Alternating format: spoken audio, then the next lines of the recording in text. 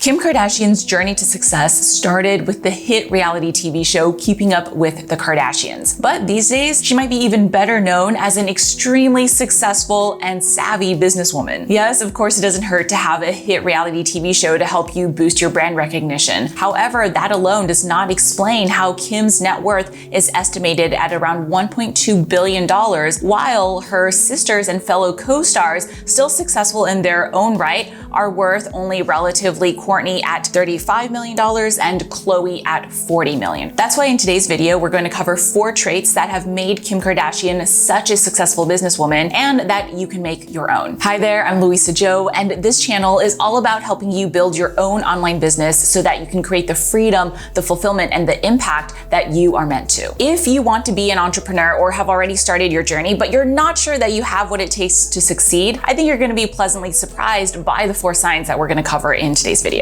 What's more, even if these 4 signs don't fully describe you yet, I'm also going to share with you how to develop them to make sure that you succeed. Sign number 1 is obsessing over details. Kim has talked extensively in her interviews about how she obsesses over every single detail, from the design of her website to the product, down to even the design of the straps on her shoes in her app. I'm very detail oriented, so I have to, do everything from writing it to editing it, just approving every last detail. I have to admit, as a former space station engineer, I do have a tendency to naturally focus on the details. However, it's not that complicated or hard to be detail-oriented yourself. The easiest way to do so is to put yourself in the shoes of your potential or future ideal clients and think through what is the experience that they're going to have coming to my website, reading my content, going through my product, and how can I make it the best possible? When you put yourself in the shoes of your ideal clients, you're going to start noticing little things that you might have overlooked before. Or down the road, when you start creating your own coaching programs or courses, you'll start noticing, oh, hey, this video isn't as necessary because it just gave me too much fluff detail, while I want to add another video on this topic because I don't feel like I got enough detail on that. Doing that over the years has helped me create products that have had my students saying things like, oh my gosh, you read my mind. How did you know this was the exact next question that I was going to ask? And really, that's a huge reason why Kim Kardashian has been so successful. Because she obsesses over the details of all of her products, her clients are able to feel that and really appreciate the incredible products that she creates as a result. Sign number 2 is having a specific vision. Kim has shared before how for all of her companies, they came from a place of her wanting to create something that she felt was missing and that she wanted to use herself. What's a necessity in my life?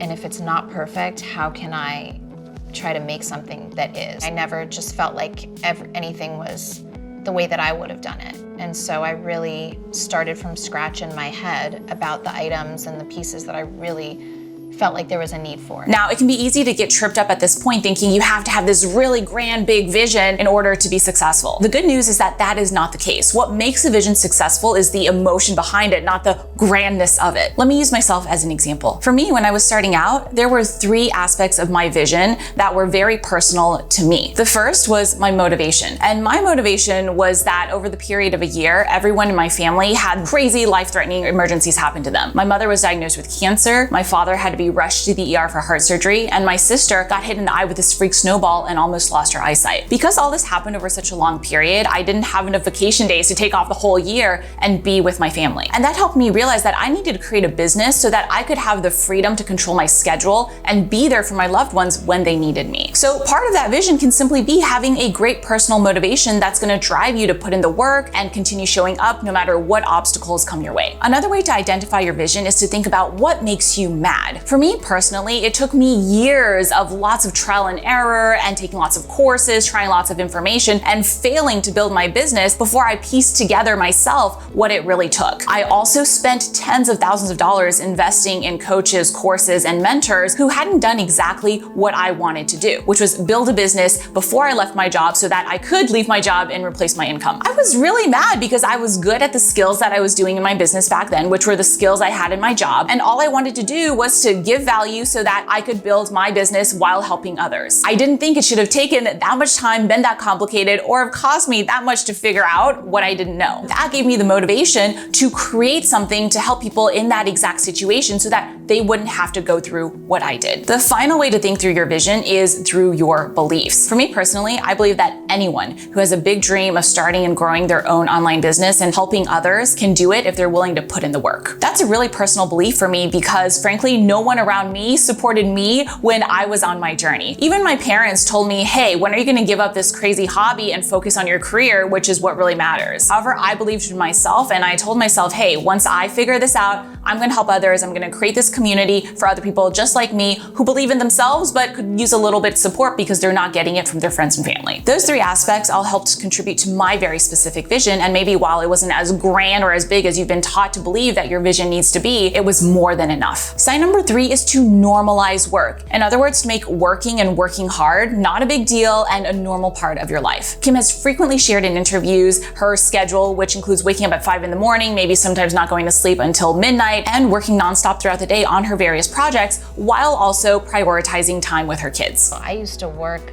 nonstop and I would have done anything and everything at all hours and never taken into consideration just slowing down at all. It's this attitude that working hard is not a bad thing. In fact, it's something that we should embrace because if you're doing what you love, which you should be in your own business, then that's not really work. My husband always likes to tell the story of how in the first few years of my business, he would wake up at 2 a.m. in the morning and come in and check on me. And I would be hunched over in front of my computer, typing away like a crazy person, working and not even noticing that he was there. The reason I was able to do that was because I was really loving what I was doing. I loved making updates to my courses. I loved teaching and I loved creating content knowing that it was going to help so many people. Now, that doesn't mean that you have to burn yourself out or hustle nonstop, as Kim shares how she always makes time for self-care and of course time for her family. What I'm talking about is simply reframing that perspective of work being a bad thing that takes you away from your life and your family into simply something that you love doing and make a part of your schedule. Sign number 4 is to proactively listen to people, especially people who are your ideal clients or potential clients. Kim frequently talks about how she uses social media kind of as a focus group to get the feedback of her direct customers so that she can create the products that they actually want. She went on Twitter and posted 2 pictures of a fragrance bottle that was black and pink, and she said to her fans,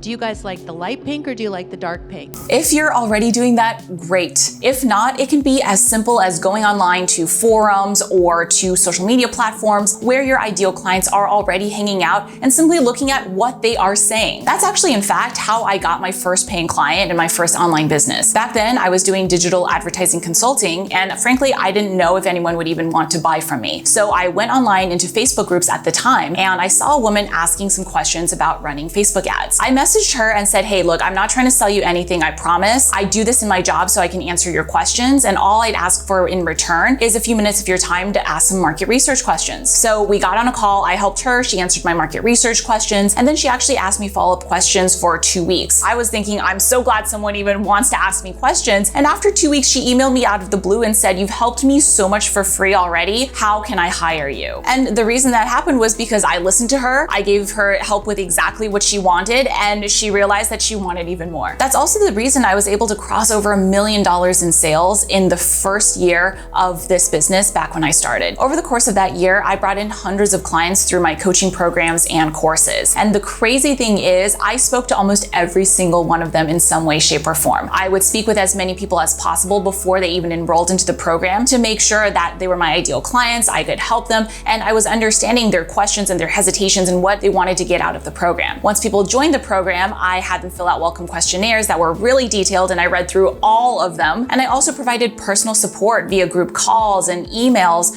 to all of my students in the programs. Doing that helped me take their feedback and create the best product possible, really build powerful relationships with my clients, and help me create a mountain of testimonials for my program. Now, that's not something I'm able to do at this point in my business because we simply have so many people in our community. However, I still make it a regular habit to make sure that I am proactively listening to my people and staying on top of giving them what they want. So I hope you're noticing a pattern from these 4 signs, which is that these are all skills that if you don't already have, you can absolutely develop, which means that honestly, anyone can succeed as an entrepreneur if you're willing to put in the work. And if you're starting to see that, but you're also thinking, you know what, these are skills I can learn, but I'm a huge introvert and I don't know if I can succeed as an entrepreneur as an introvert. Guess what? I've got a great video for you that I'm gonna put right here on how to do exactly that. I'm gonna show you how to take the fact that you are an introvert and use it to help you build your business even better. So make sure you go ahead and check that out.